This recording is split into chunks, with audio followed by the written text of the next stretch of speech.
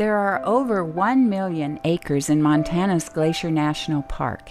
Everywhere, massive, majestic, often breathtaking vistas overload the senses.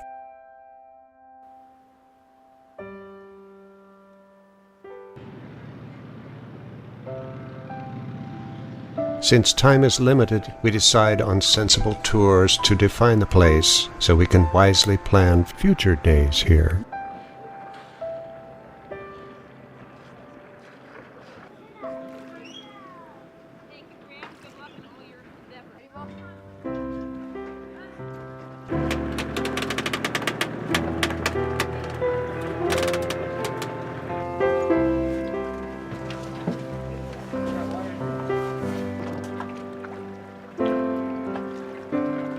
That slanting line is Road to the Sun Highway, where nervous auto drivers mix it up with transit buses and throaty muffler Harleys around some very impressive curves with even more impressive chasms mere yards away. We go there tomorrow. About 1 million years ago,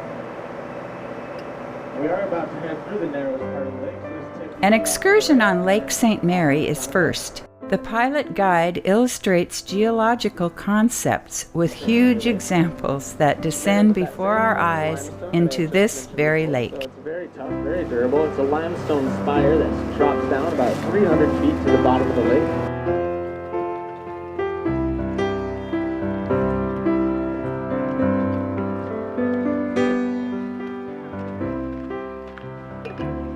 At the far end of the lake, we trundle ashore with our volunteer ranger question-answerer. But for myself, face to face with the mass of water and the noise, I have a hard time thinking of anything I want to spend time talking about.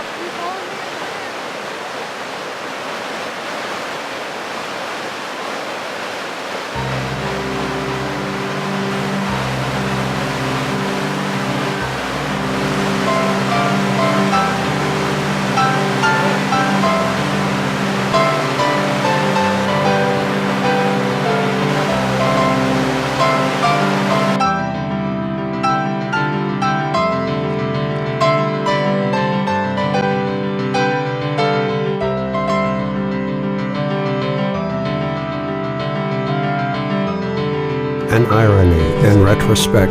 Hourly, the grumbling skies with rain and sudden lightning advise retreat. At the same moment, the ubiquitous little flowers demand that we stay and enjoy their pure colors.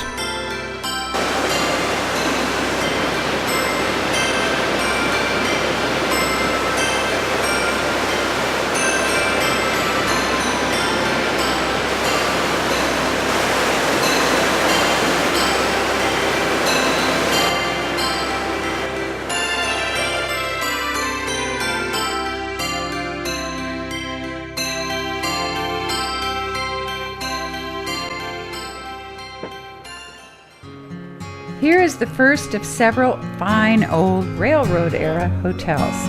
A moderate walk from this classic lobby today stops the Amtrak Empire Builder. Inside are carefully maintained Indian pattern carpets and natural timber construction supported by whole trees, peopled by awestruck guests and a gracious staff.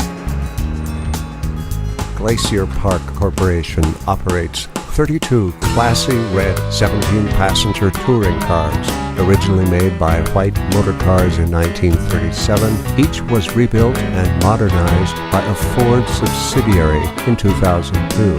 Now the brakes work perfectly, transmissions are silent, new engines are plenty gutsy, and they may be run on propane.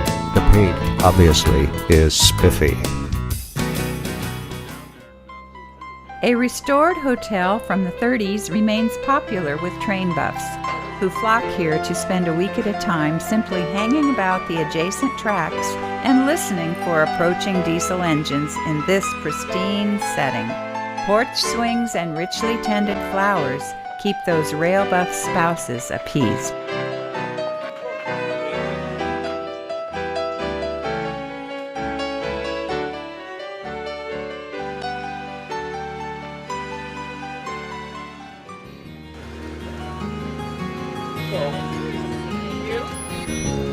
What you? Actually get y'all in, so you're all good. What's that? That'll get y'all in. You need another map for a second. I need an individual pass.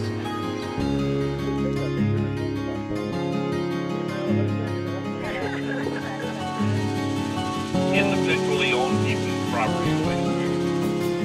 They were part of. They were owned. Their grandfather did.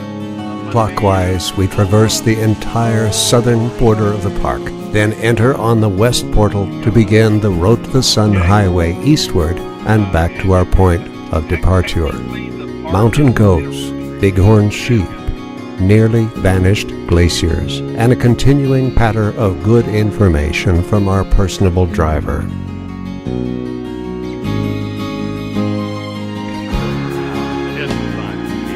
Another fire, 1968, I think. What's interesting about this fire is there was a second fire after the fire. So the Park Service clears the road. The road is right on the downhill. It's all uphill, but it's a downhill. We're more than 50% complete.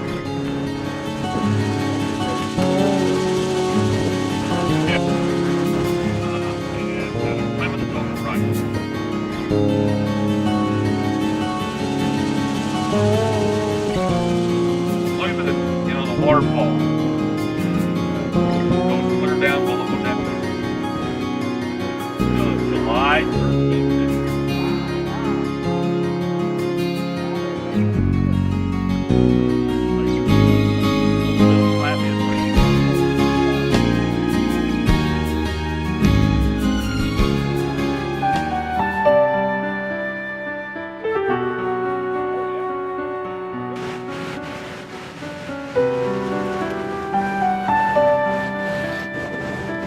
Tell you what, look at the snow right here. Look at the snow cave right here.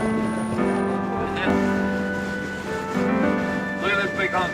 This may be enough time to get any light. Well, 6,600 is right as we're going to get.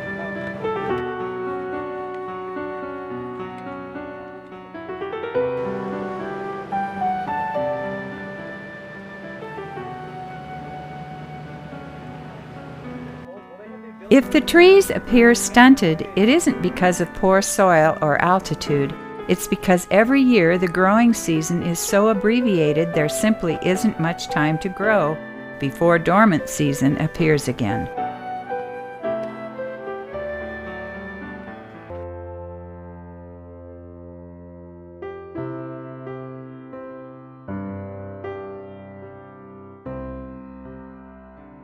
That's Reynolds. This is a mountain right there. Okay.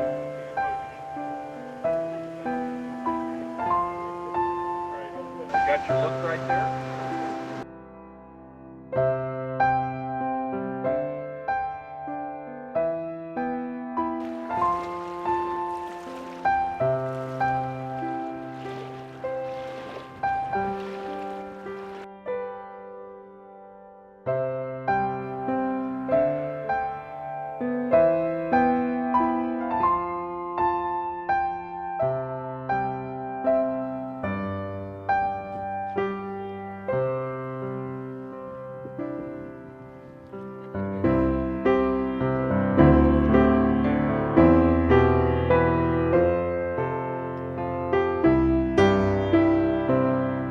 Prince Albert Hotel, last of the Great Northern Railway Grand Resort Palaces, lies in the Canadian part of Glacier Park. The views are stupendous, of course, even the beginnings of the prairie towards the east. Again, it is the artistry down at our feet that speaks to our hearts at the end of the day.